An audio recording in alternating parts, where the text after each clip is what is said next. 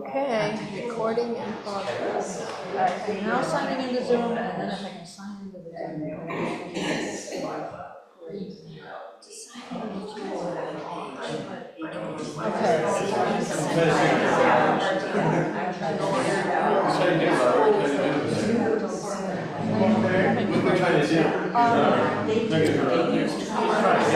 No, it's not that.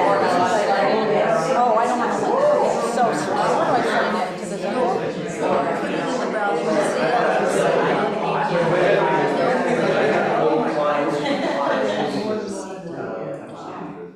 Personal.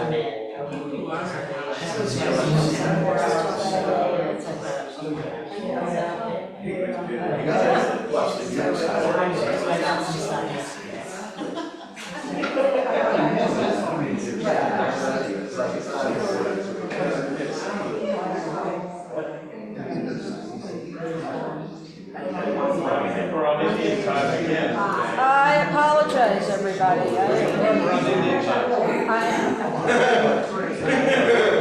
Home is not.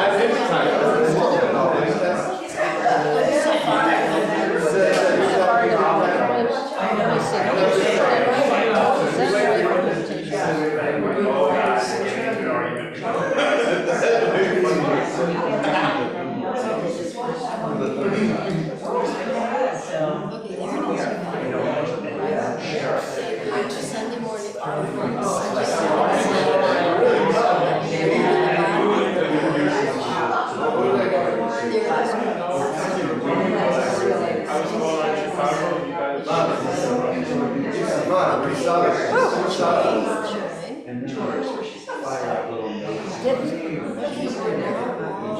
Okay.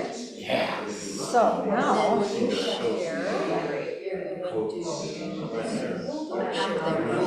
yeah, no, I know how to do that, but what I have to do is also Find your slides. find my slides. You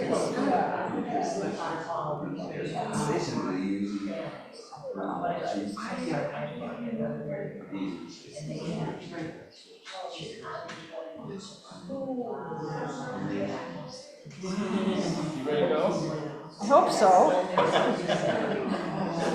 You'd think I'd never done this before. Well, it's always a first. Yeah, can I share now? Just to see. No, I'm going to introduce you. Okay, all right. You can take it away. Okay. It's all yours. I just want to.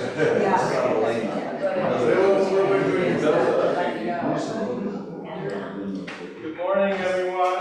Welcome to Sunday Morning 10. And I'm delighted to introduce Adrian Ayres Fisher, who is I'm not even sure how to describe you. She's an ecologist. She is a steward of a national forest park. Is that the right name of it? It's a Cook County Forest Preserve. Cook County Forest Preserve. It's a 54-acre park in North Riverside.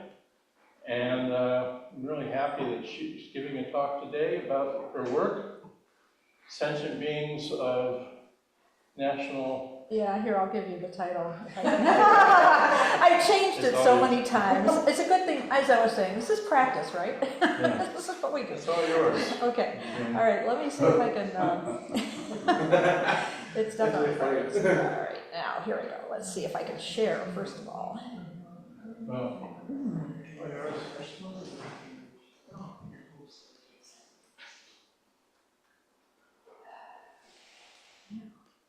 Let's see.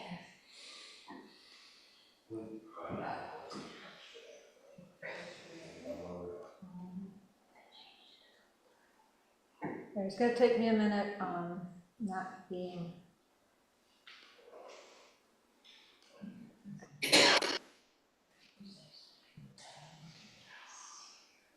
It helps if you have the thing on your desktop. I do. I do. I had it.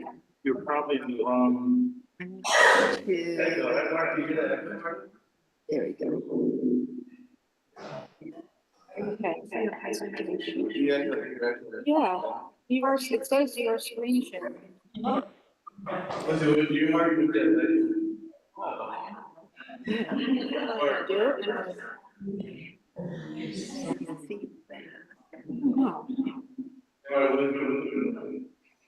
Chris, you gotta turn out the sound. My sound is off.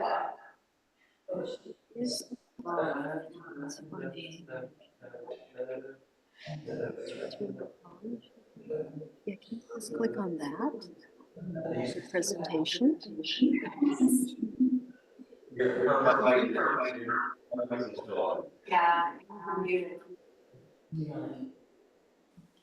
That. The mic is on, you gotta turn your mic off on the video.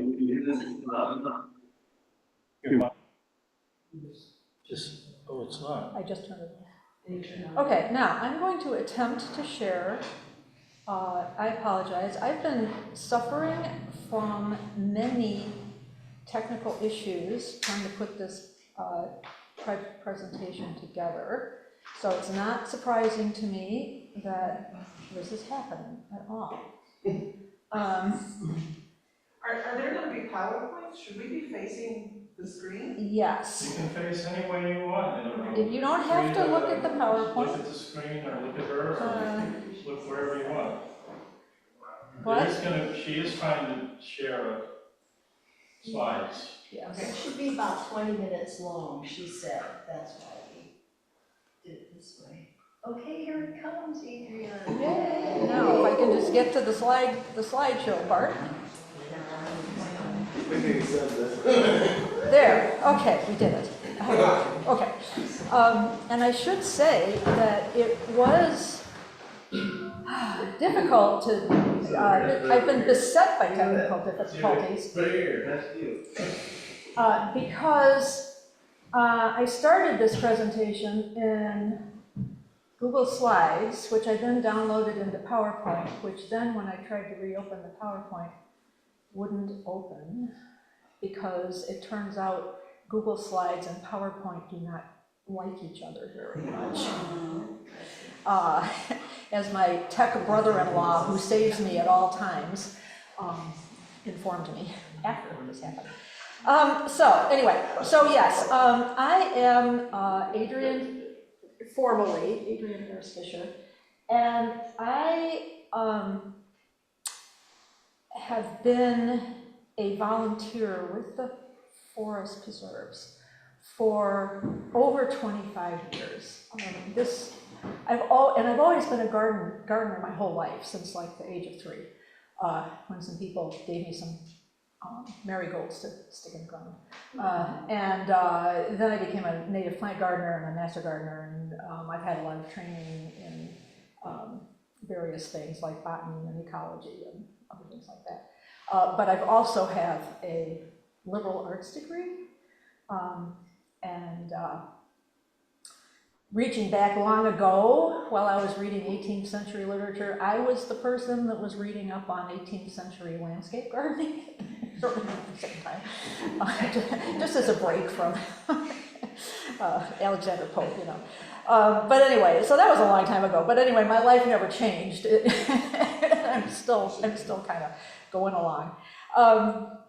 So about 25 years ago or so, maybe a little longer, I had sort of a nervous breakdown, and it was sort of, I was training for a new job that I then realized couldn't do,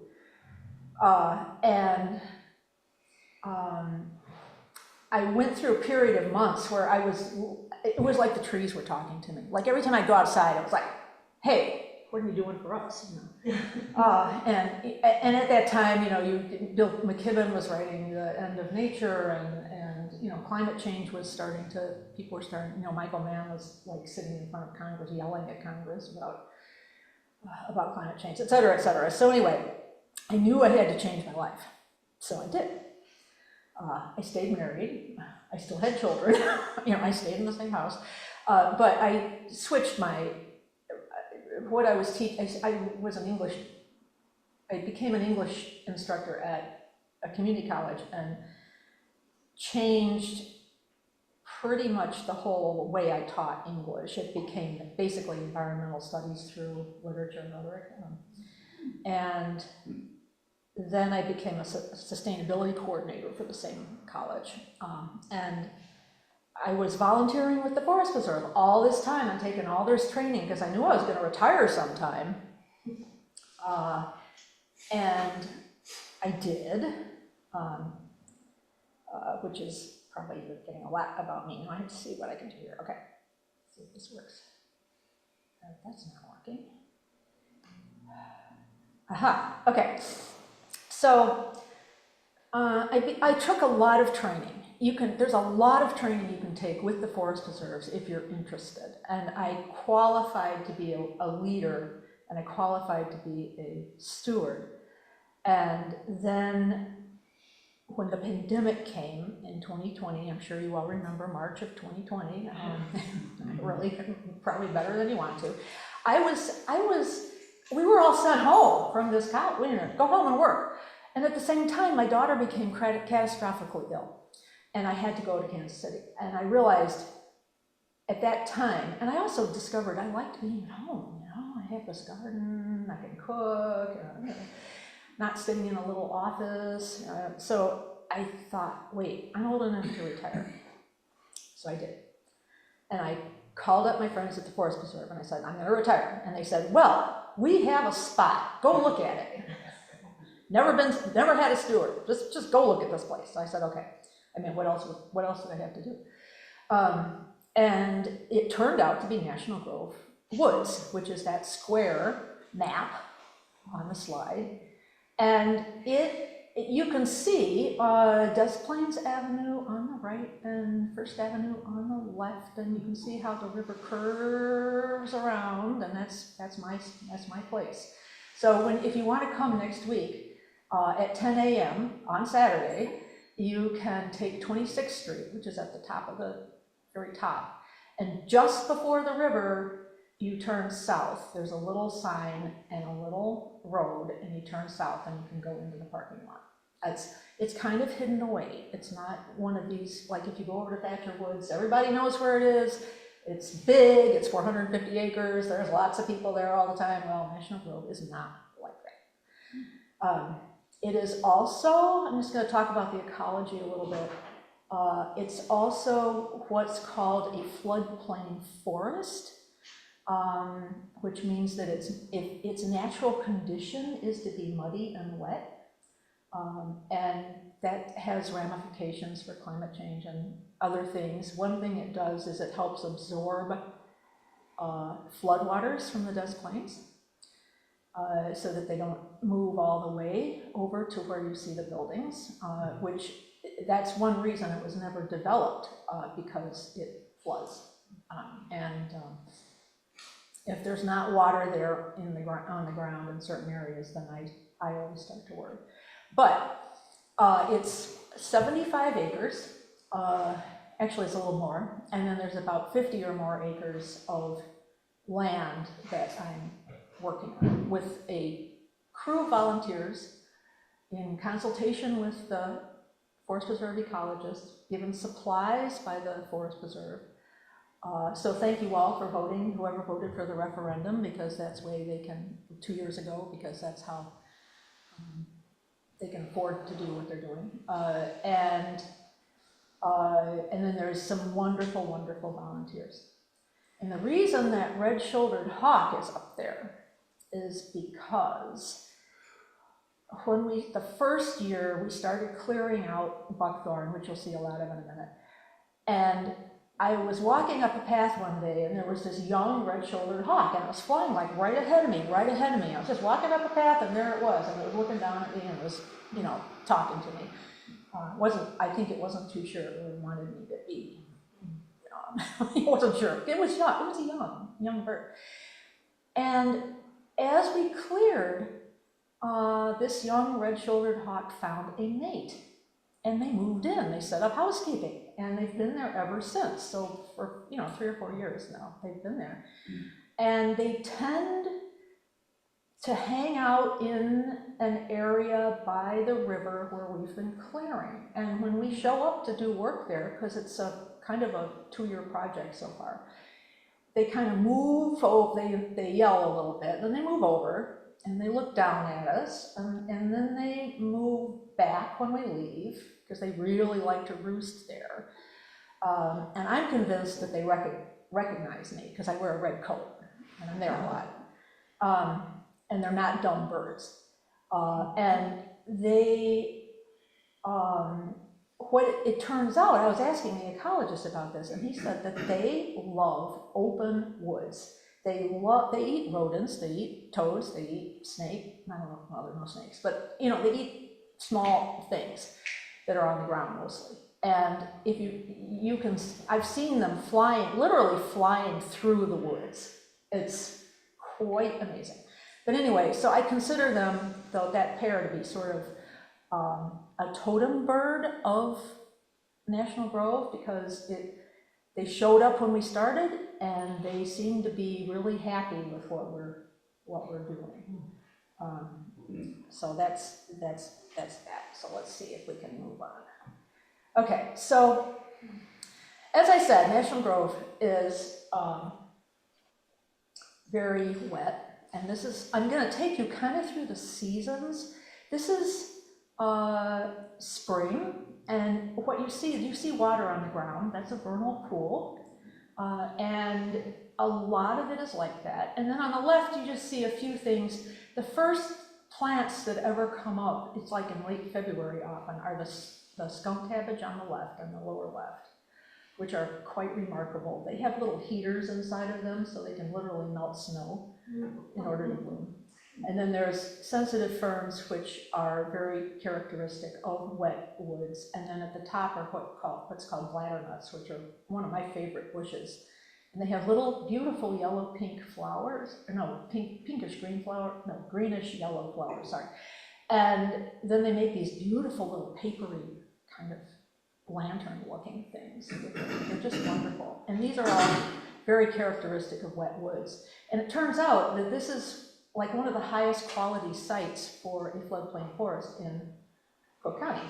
And the other one is Thatcher Woods, where I trained as a steward. Are they the same, a floodplain and a wetland forest? Yes, yeah. There's the technical term is floodplain forest. And this particular floodplain forest is interesting because it has, if we were in someplace mountainous, it has almost like a valley running through from north to south through the middle of it. And so, but here it's just a few feet, of course. But and so it has what they call a seep ecology, which is what I'm showing you here, where these particular wetland and seep kind of plants grow. It makes me really happy when that place is wet, when you need to wear your rubber boots, when the south end of it, the river is kind of low and the river literally comes over the banks all the time, and there's often ducks swimming around among the silver maple trees and oaks, and you know, I just love it when it's like that. I mean, that's the way it ought to be. And it's currently, we're working on it to have it becoming an Illinois natural area, which is a higher level of protection. So that's my responsibility. And when they gave this place to me, it was like a gift. It was like just the most wonderful thing that ever happened to me, practically. You know, they just said, go down and look at this 70 acres and see what you think. And like, how could I not fall in love, right? There I was. And I'll have a little more to say about that, because Robin Wall Kimmerer talks about gifts in her book, The Service Berry. And she got a lot of ideas from Lewis Hyde, who wrote The Gift, which I followed up on with that. And there's a lot to think about in those ways, but I'll get to that. I'll try to not be too slow. And I also should say, when June Roshi asked if I would talk about National Grove, I was like, okay, I'll talk about that anytime. I can go on literally for hours, but how does that connect to Buddhism? So next day I got a text and with a document, and it said, read the 4th paragraph. So I did. Never seen it before. And I'm gonna tell it to you because I memorized it. And you'll know it, like, way better than I do. To study the Buddha way is to study the self. To study the self is to forget the self. To forget the self is to be actualized by myriad things. When actualized by myriad things, your body and mind, as well as the bodies and minds of others, drop away. No trace of realization remains, and this no trace continues endlessly. Whoa, okay.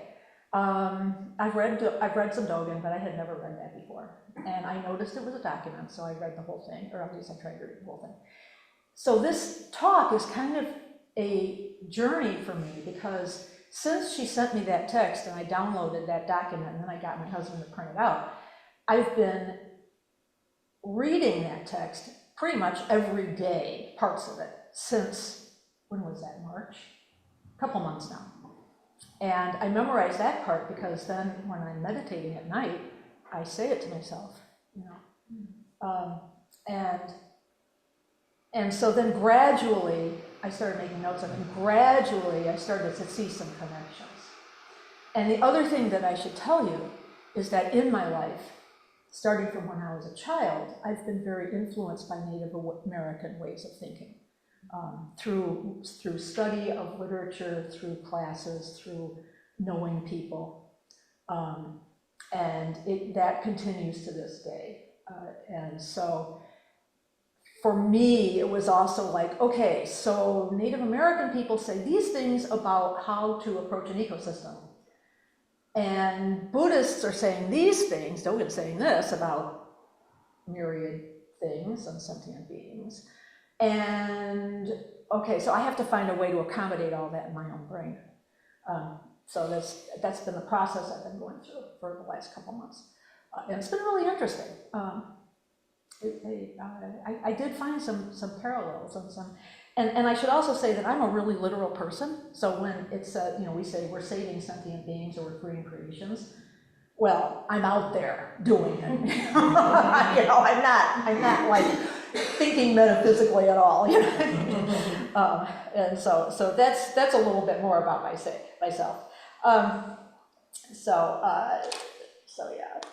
And the other thing is, this is very provisional because this is like obviously a lifetime's worth of thought going, you know, that I've been introduced to here. Okay.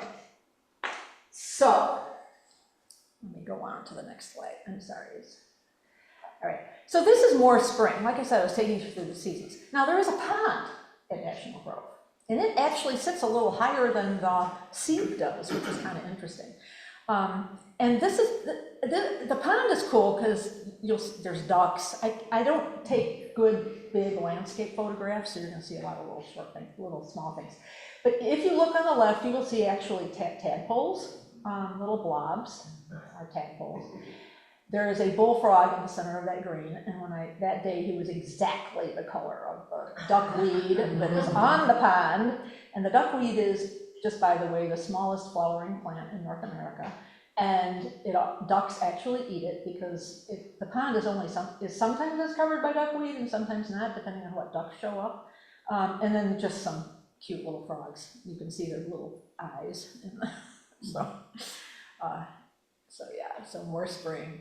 Oh, and this guy is a crawdad. I was like sloshing around in the seep one day just to see what I could see, and I looked down and there he was. So I had never seen one before. I mean, that's the thing, you know, you never know what you're going to see. He's red, and that means he's a native crawdad. There's other crawdads that come around too. And this is another guy. This is a Cooper's hawk. Not only do we have red-shouldered hawks, we have Cooper's hawks. And they kind of hang out at the south end. The red-shouldered guys hang out at the front north end, and these guys hang out more at the south end of the place.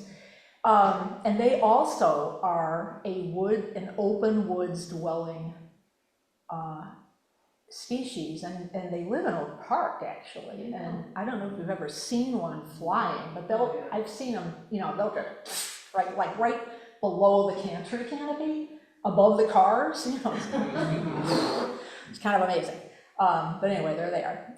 But there's one, and I've actually seen that one mates too, or maybe that is the mate, or maybe that's, I don't know which one it is, but I once was out with the bird monitor and we came across 2 pretty much fully grown juveniles in the south. It was very exciting.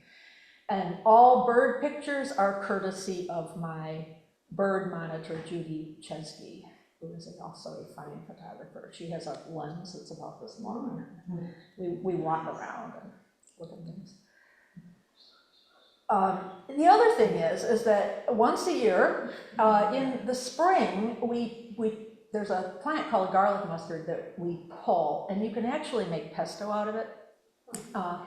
It smells like garlic, acts like, and it's an herb and it's invasive. And every spring, the Eco Club from Brooks Middle School comes to join me. They're coming on May 19th to help have a garlic mustard party. Sorry, I don't have any pictures of garlic mustard. I never thought that I should take one. I don't know why. But they gather a big bag full of it and they go back to the Brooks Middle School and make pesto out of it. And they're really cool kids, and it's a rotating cast.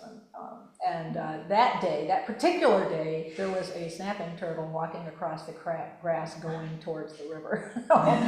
So they were really excited. Okay, so these trees are called swamp white oaks, and they're a characteristic of. Say the name again. Swamp white oaks.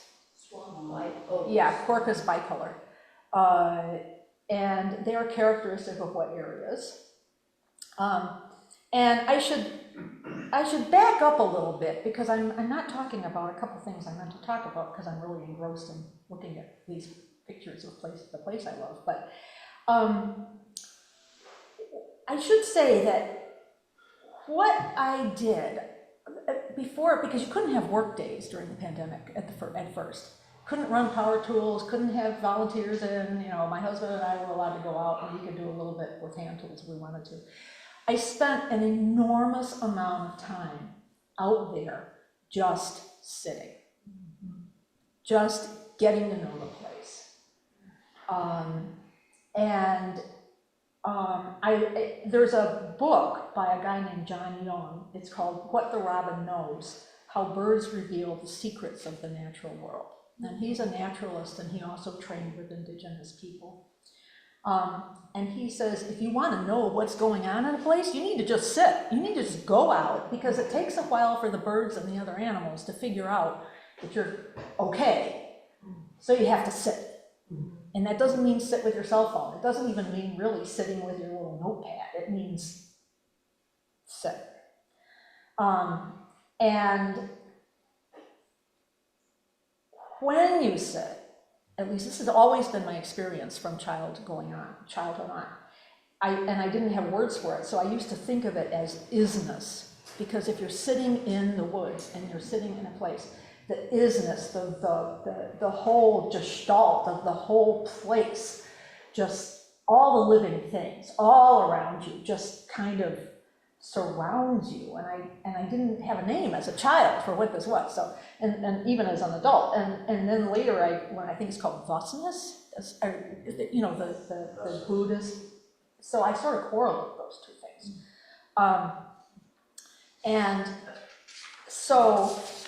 And the other thing I have to say is that if you read Robin Wall Kimmerer's Breeding Sweetgrass, she talks about the standing people. She talks about when she was upset about stuff, people would say, you need to go among the standing people. Mm-hmm. And she would. And the trees are, of course, in Potawatomi thought, our relations. All the living things are our relations. And so she would, and trees have a presence. And I learned to know, I think there's like 4 species of oaks. There's maples, there's hickories, there's hackberries, there's basswoods. I'm probably forgetting a few, but those are the main species that are characteristic that live in that place. And so I just have, this is summer now, you know, you get to summer and it's still kind of damp, but you know, the rain stops a little bit, it's not quite as damp. And then the beautiful trees start to come up, and it's just beautiful to walk through there. So I take that idea of the standing people very seriously. And related to that is the idea that, and this like literally changed my life when I read this. Again, it was Robin Montgomery, and she was talking about the Potawatomi language and how it's a verbal language. Everything is a verb, pretty much. You don't talk about, you don't think of a person as a thing. You don't think of a river as a thing. You know, that's the river. Okay, let's dam it, let's dredge it, let's channel it. You think of it as that entity in the condition and process of being a river. And when you start thinking about, I have to say things because this is English, but when you start thinking about all of that, you start thinking about the river, and you start thinking about, well, the river isn't just the river. The river is the plants and the animals and the fish and the water flowing and the way the leaves fall into the river, and you know, it's everything, really. And when you start thinking that way, you can't ever go back. But English is not that conducive to it. I mean, I found English writers, I know like Alda Leopold thought that way. And Thoreau definitely thought that way. But Thoreau spent a lot of time learning from the Native Americans. And he spent a lot of time learning from Eastern religions. So he kind of put it together for himself. And he spent a lot of time just sitting. Yes, he did. That was part of the point. He would walk like 4 hours a day, just go roaming and sit, and you know, yeah, he was something. So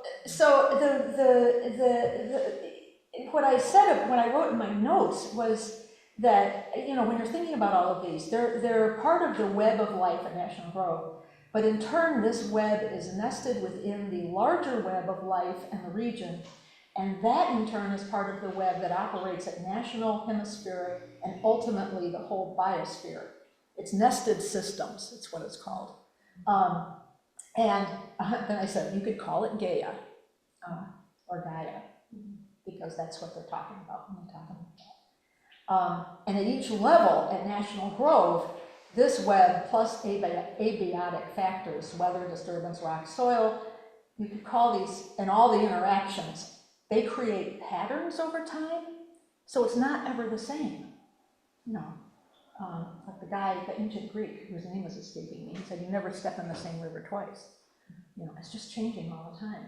And if you pay attention, you start to learn about impermanence just from that, you know, it's never the same. So I'm not a scientist, but the way I relate to the place is more intuitive, holistic, rational emotion. And I have a management plan, but I spend a lot of time trying to listen to what the land community, which is what Alda Leopold called it, you know, wants from me. So, all right, so this is all just notes, it's provisional. Okay, so then you get to summer, you get to late summer.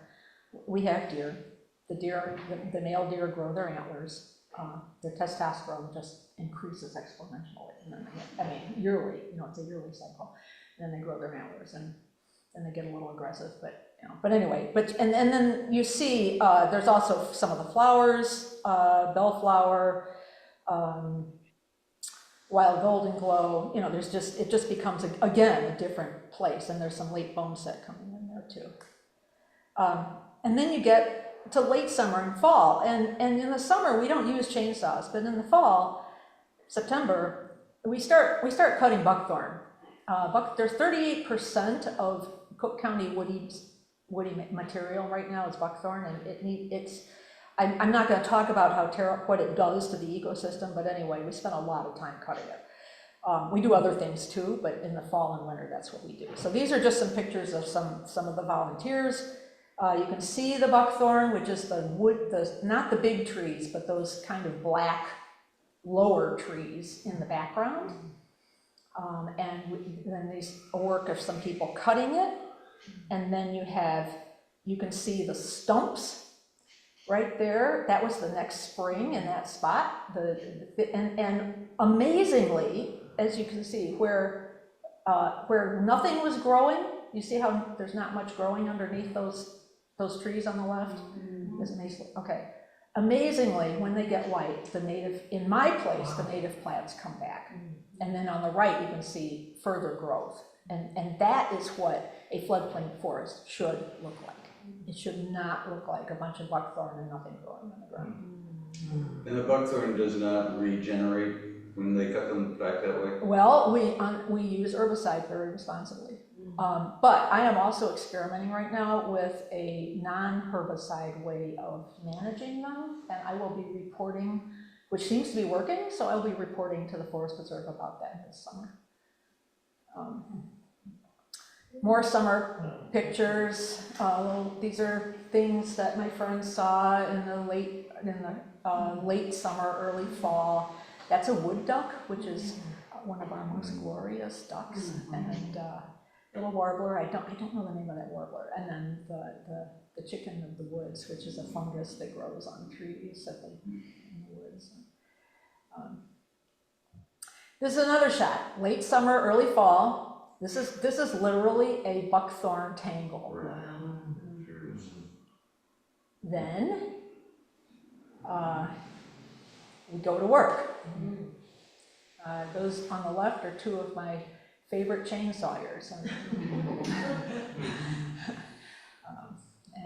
So you just see us working. And then this is what happens. Wow. Nice. Nice. So it's a lot. So this area is right by the river. You can see some stumps, which are higher, and that's where I'm working on what we're calling the high cut buckthorn experiment, which seems to be, like I said, is working.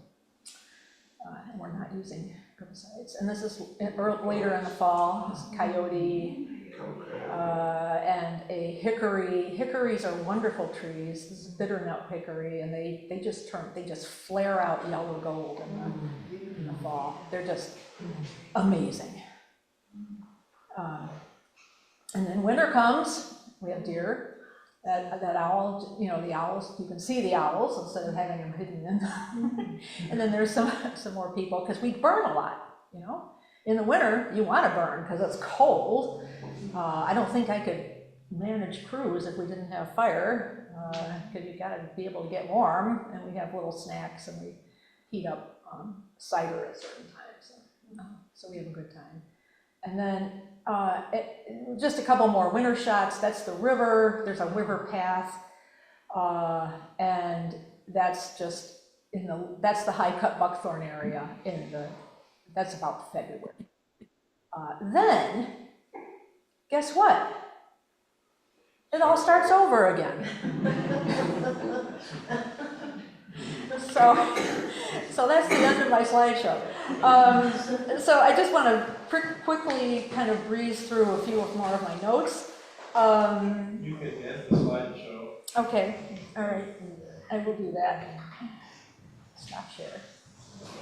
So thank you for looking, everybody. And as you accrue experience and you learn and you work, I could just go on for hours, but I won't. Plus, I'm an ex-teacher because I have the teaching disease, right? So anyway, I'm just going to read some of this. So learning about that place, it's always been, it's like observation, discussion with mentors, reading, going to workshops, going back to the place. It's just a whole reiterative kind of endless process. And for me, I said, I'm trying to think of the patterns of relationship. And at that level, there are so many interlocking lives and processes that make up the land community that it becomes a little less about individuals and it goes to another level, which makes me think about the Genjo koan, And the Heart Sutra, too, it goes to that line that when actualized by myriad things, your body and mind, as well as the bodies and minds of others, drop away. And I can't say that I know what this means analytically. I mean, I was trained to be analytical, right? Graduate school, that's what you do. But sometimes when I'm meditating at night, a little flash, and then I stand to, oh, right? Can't talk about it. Don't stay there. And then it's back to like counting breaths, because I really have a serious case of monkey mind, as maybe you haven't noticed. But when I think about an ecosystem and myself as part of it, and that's an important thing. We have to remember, nature isn't elsewhere, okay? Nature is everywhere. And we, as humans, are supposed to be, even though we pretend we're not, we're part of it, right? We can't escape it. I mean, climate change is like, if you think about it, that's what's going on. But when I think about this, when I think about it, and I think about the myriad things actualizing that system and that set of patterns, it feels sort of the same way. And it feels a way that no set of equations or diagrams can truly show. I don't know if you've ever seen systems diagrams of an ecosystem. Yes? It's funny you brought up the transcendentalists and Thoreau. Yeah. The concept of, I am a part of all that I see. And I'm struggling right now from concepts in quantum. Oh, Lord, okay. But from an analytical standpoint, Yeah. what's interesting about it is literally the observation activates. Yes. It- Yes. So Yeah. you're not just sitting and observing, you're literally activating the environment around you through your presence and observation. Yes. And in reading an article, and of course I had to interview Robert Roche's Saturday an article I found, but it basically talks about the quantum world and the classical world, which to me is so different between the relative world and the absolute world. And our observation seems to trigger that. Schrodinger's cat. It's very Buddhist and it's very analytical. It's all of that. Yeah, I'm familiar with that. And did you ever read the Tao of Physics? No. The Tao of Physics. No. Yeah, it's an interesting book. Yeah, but yeah, it makes a lot of sense. I'm actually reading The Quantum and the Lotus. Oh, okay, I will check it out. All right. Okay, so let's see, where was I? Anyway, so myriad things actualizing the system, the set of patterns. And it sort of feels like that. It's a way that no set of diagrams can convey, but there are the numberless creations or sentient beings that every day I vow to save or free.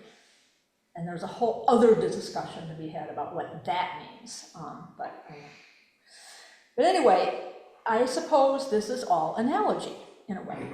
Okay, it's notions, really, sort of. And pretty soon I'm back to practice, which literally means chopping wood and carrying water. I mean, there's no getting away from it, because one thing I do is I collect seeds at National Grove of shrubs. I propagate them in my backyard, and then I put them back in the woods. And then you have to water them, in the summer and stuff. So yeah, chopping wood, carrying water, there we are. And I'm also observing what lives there, clearing up buckthorn, collecting seed, feeling cold in the winter, hot in the summer, sometimes getting wet in the rain, fretting if the red-shouldered hawks don't greet me, worrying as I did for the last 2 years of drought because the pond was getting so low and the woods were not in their usual muddy condition. They've recovered a little bit now. There's a book by Jennifer Grenz called Medicine Wheel for the Planet, and she is a younger person than Robin Wall Kimmerer, but like her, she was trained as an ecologist and also learned from her native people a different way of looking at things. She learned indigenous science. And she says the human role is as a balancer, as a land healer. And there's a whole myth that involves about how the creator came back and he saw that what he created was all out of whack. And so he invented people to be the balancers, to be the ones to take care of things. But that's a whole other talk too. But this is the thing. If you are mindful and take the responsibilities engendered by interconnection seriously, you cannot be the boss of an ecosystem. To think of oneself that way and then to take action is to be a destroyer, often. Because you're not being mindful. All right, so a couple more things. While I was going through this journey with Dogen, and I purposely did not look up any critical apparatus that had to do with Dogen, it was all me and Dogen. But I was reading Thich Nhat Hanh, The Miracle of Mindfulness. And I found that Dogen is like a professor, challenging a student, me. And Thich Nhat Hanh is like a kindly uncle. He's like a friendly training. He's offering you advice. So Dogen is saying, nothing at all has unchanging self. Okay, right? And we're forgetting the self. Okay, so how does that? And I was corrected when you were talking about that because I didn't understand that. And then Thich Nhat Hanh is saying, well, meditate on interdependency, and these are the 5 aggregates or skandhas, and this is what you think about when you're doing it. So I kind of felt like, between the two of them, I was sort of making some kind of process. But in some ways, it's like the difference between reading my old ecology textbooks to learn theory, and conversely, learning from mentors' experience and the land, and mindfully working with the myriad things, the sentient beings that constitute the place. Perhaps one is being actualized by them all. But in a sense, perhaps it is co-actualization. What I've learned from my experiences with Native people is that it's more like that. Some years ago, I was at a sustainability conference in Minneapolis, and it was Native-centric. And there were Canadian First Nations people and people mostly from northern nations, such as Ojibwe, Potawatomi, and Lakota. The keynote speaker was a guy named Ilarion Merkuliev, who I had never heard of, but he's really pretty famous, actually. He's spoken at the UN conference on biodiversity, and he's well known. He's an Aleutian elder who is an international messenger about indigenous wisdom. And he also led a couple workshops I attended. And he talked about opening the heart. And he also talked about learning to hunt as a boy. And, these are northern people. They hunt. They live on seabirds and seals and things like that. That's what they live on. And they have a whole cosmology that works around that. I'm a vegetarian, but, I can be a vegetarian. I don't have to be. And he was learning to hunt, and as a young boy, the first thing he had to do was go and sit by the cliffs, and he's from St. George's Island, the Aleutians, and watch the seabirds. And he did this for hours and hours and hours. It was like school. Until he became the birds. He said he opened his heart, which is one thing he talks about a lot, is opening your heart as well as using your mind. And it changed his understanding of himself, and it changed his understanding of the world, because he understood the interconnections of all beings. And he understood that, I'm explaining it in Potawatomi terms, but he understood that the animals, in a way, give themselves so humans can eat. But humans take care of the animals too. They take care of the place. That's like the simple way of saying it. And he would never be able to hunt for sport. He's not the guy that's going to be in a helicopter in Texas shooting guns down at feral boar or in Montana trying to kill wolves. He's not that, just because it's fun. He's not that guy. And he developed a sense of being enmeshed in the great natural web of creation. He was encountering and grasping true reality through extensive practice. And so to me, there are very definitely parallels and connections. So a couple more notes. I was also thinking about how we construct permanent selves to move through the world, and how meditation and mindfulness changes one, how one begins to have a different sense of self, or kind of loses a sense of unchanging self and begins to grasp the interdependency. And that changes as one goes. And I can feel that state sometimes when I'm meditating, but I, again, can't really discuss it. And impermanence is a defining characteristic of an ecosystem as a living thing. Everything is constantly changing, including one's own perceptions as one learns more. And I don't exactly what he means, Dogen, by realization. No trace of realization remains, and that no trace continues endlessly. Could realization be the constructed self which drops away when one is actualized? I have lots of questions. Do one's surroundings and environment change the myriad things are that one is actualized by?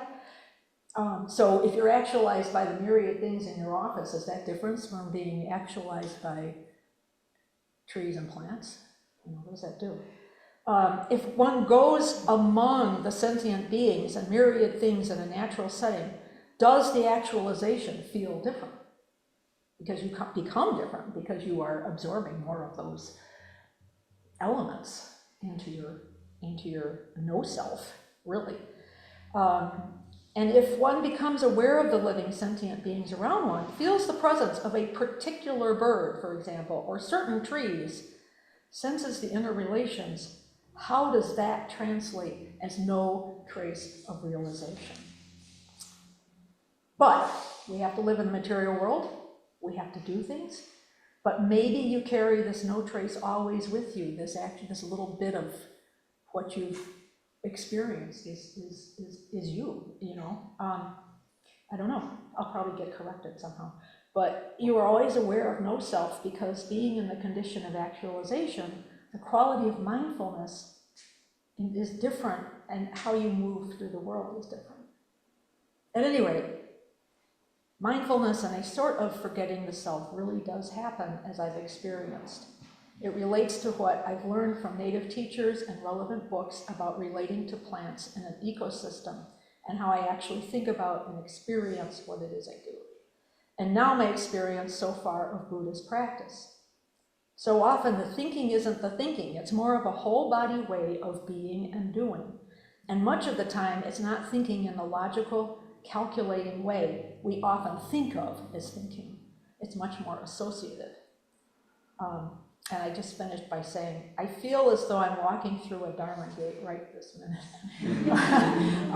And I should also say, I'm about as white as you can get. I mean, I am really white. My white ancestors came to this country 400 years ago, and for good or for ill, I have no place I can go back to.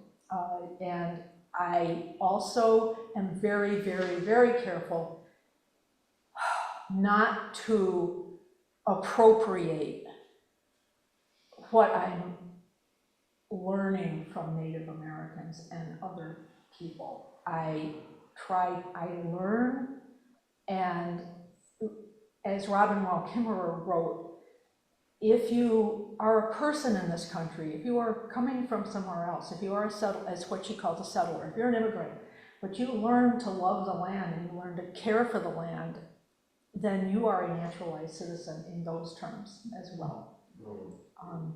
Nice. And I appreciate that, because I wrestled with that. I'm a settler. How do I feel about Native people? How do I feel about, acknowledgement statements? Because acknowledgement statements can be sort of like, haha, we got it, you don't. But I think if you open your heart and you work, you get to know different communities of people, and you learn to love them and work with them and learn from them, then I think that's a way that we can all learn in America, where we're creating a new thing, or we're trying to create a new thing of people getting along. A lot of us still are, despite what's happening. I think that's a worthwhile thing. And the Native people that I've talked to about it sort of say the same thing from a different angle. Yeah, so I guess I took too long, but I'm sorry.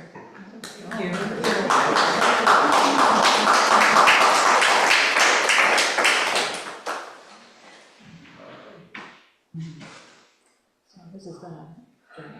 Any questions, any thoughts? Wow, thank you so much, Adrian. I just love that about becoming a naturalized citizen. Where you're opening your heart and loving a place and knowing what it needs and what you can do. And you've done a lot, thank you. Yep. Thank you. When you're in the woods, how do you manage ticks? Like, is that Well, you know what, this is really interesting, because I have friends who like discover ticks all over their clothes all the time, and I don't know why this is. But you, whenever you're in the woods, you wear long sleeves and you wear good shoes and you wear socks, and a lot of people I know tuck their pants into their socks, and then you check.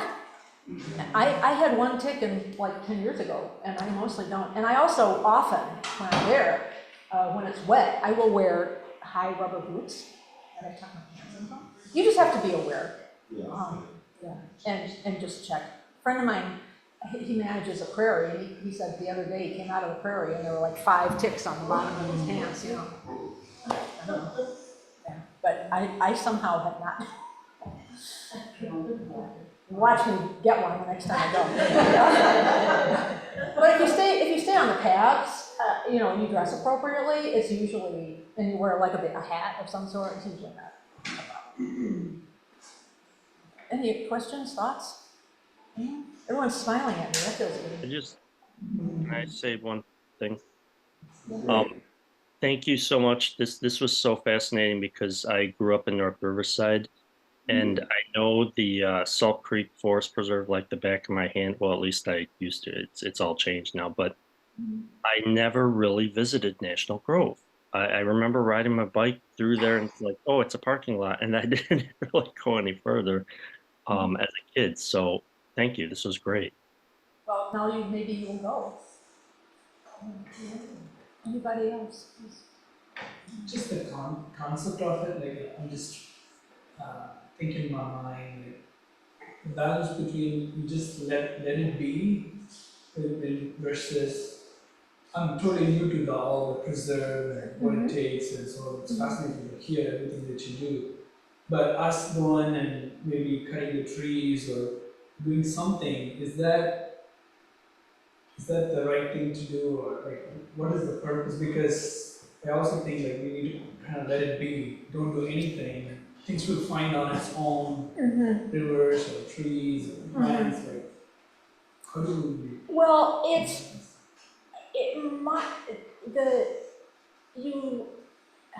can I say it? Woods need to be managed. And the North American continent has been managed for thousands of years. And settler culture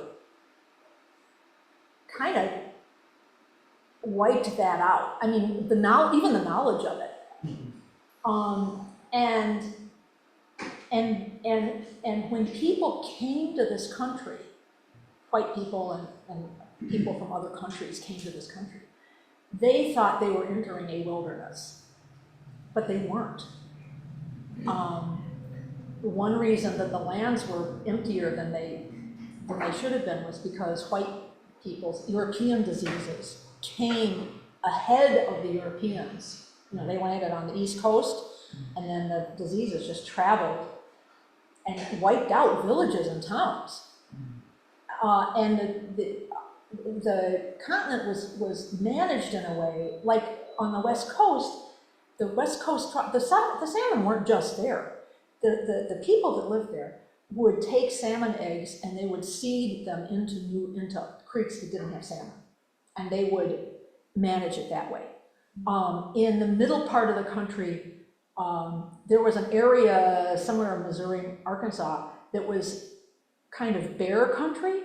It was sort of managed as a bear reserve by certain tribes, so because they used bear oil, you know, bear grease and stuff. And, so there were a lot of things going on and they managed the forests so that certain kinds of plants that they would eat there would be more of them. And so it wasn't even a wilderness that settlers came to. If you read the book 1491, that was mentioned last week, it talks about a lot of that. But and it's true, like and this landscape was managed by fire. The woods and the prairies need fire, and humans set the fire. And there are invasive species that come in, like the buckthorn I was talking about, which will destroy a woodland because it prevents other plants from growing, and it simplifies the ecosystem in a disastrous kind of way. So I believe, from what I've learned from Native people, and also because that's what conservation does, active conservation, which was invented in the Middle West, partly by Aldo Leopold, means that you are helping the woods, you're helping creatures, you're helping the woods be more biodiverse. You know, you're not just going in and cutting down trees. Sure. Does that make sense? Yeah, of course. Okay. Yeah, makes sense. Thank you. What was that book again? 1491. 1491. Yeah. Yes. Yeah, and then there's another one, 1493, which is like whatever. They're well worth reading. Yeah, they're very good. And there's another book that I loved called Indigenous Science, which talks about for a long time Native people were thought, and Indigenous people everywhere, you know, were thought, oh, yeah, they're stupid, they're primitive, they're well, no. It's just a different way of doing things. It's like Chinese medicine is so different from Western medicine. Thank you so much. You did this great.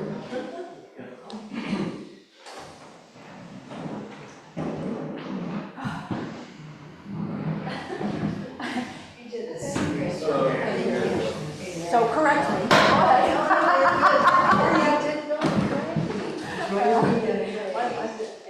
I'm a newcomer, right? Thank you. Very much. The tech things. I had started. I started on Google Slides. Maybe you should have stuck with it. I'm sorry. No. Then I tried it on other slides. We couldn't get that. But you know what I like I tried to convert it to PowerPoint, and then it turns out that PowerPoint doesn't like Google Slides. Oh, I said that already. Yeah.